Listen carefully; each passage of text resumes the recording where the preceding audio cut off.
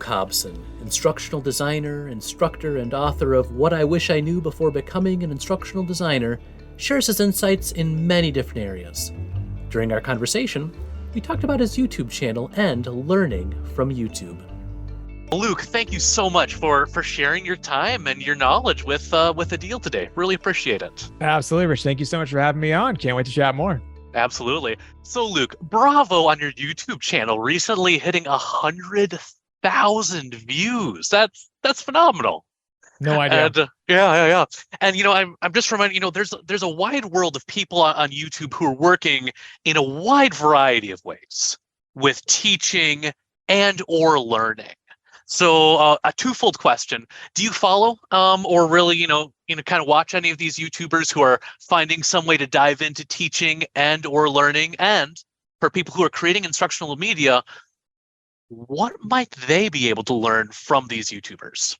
So the YouTube world that I'm actually obsessed with is more about like the content creator economy of those who are trying to now think about YouTube becoming like that's their full-time job. Yes. Is YouTube. And that is so fascinating to me as someone who grew up with YouTube and with, of course, all the older players from back in the day, but now we have this YouTube.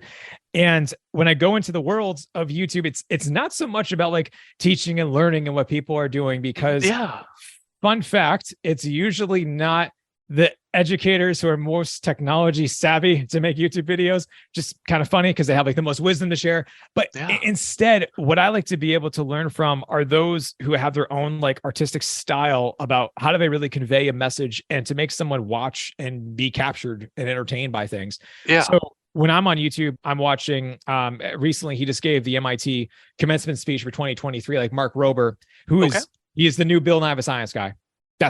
Wonderful. This generation's Bill Nye the Science guy, right? But he does only one video a month because of how long he takes to record, to edit, to make it perfect. And that is just so cool to see. And of course, I'm also, which has been interesting, is that because I also watch him and many of the other different creators out there now, as we were just speaking about like Gen Z, I have a lot to be able to speak to Gen Z about because I watch Mr. Beast's video. I watch all these other videos that like when I'm talking to like my little brothers and they're like, why do you know that? I was like, dude, I watch them too. Like, I was like, they're super entertaining.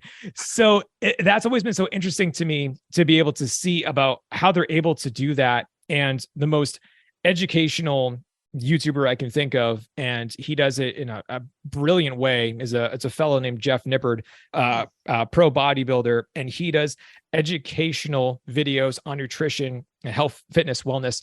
But he covers the research, he pulls up white papers, he does highlights, he does so he takes it from an actual teaching scientific perspective that I find super fascinating. So that's the world that I fall in, and TED Talks, some short. But those are the things. So when, of course, now that I'm thinking about making my own YouTube videos and how I kind of come into this, like it started off of like getting the microphone, getting a better camera, setting things up so that like I'm in the frame and I'm not whatever. So I've made plenty of mistakes over time too. But for giving advice for those about like, how do you actually make a video great? How do you do whatever? The first thing I actually want you to be able to think about is to just start. Because no one does. Because if I start to just go into the analysis and talking about the breakdown about how you need to be able to do this and then this editing and then the quick cuts and then the music and you'll never do it.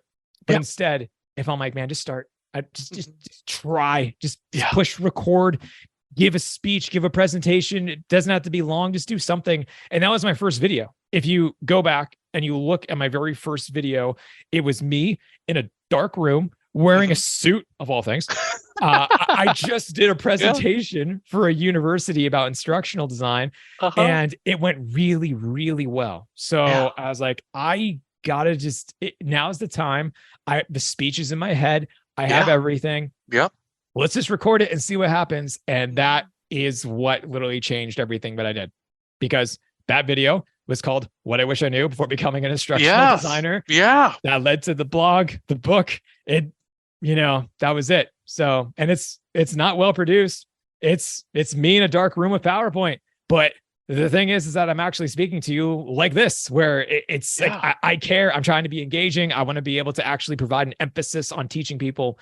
So it's just start. And way better. And if you blow up and do way better than me, then hire an editor and do the right things. But step one, just start. That's it. That's it. Join us for part 2 as Luke offers strategies for creating instructional media.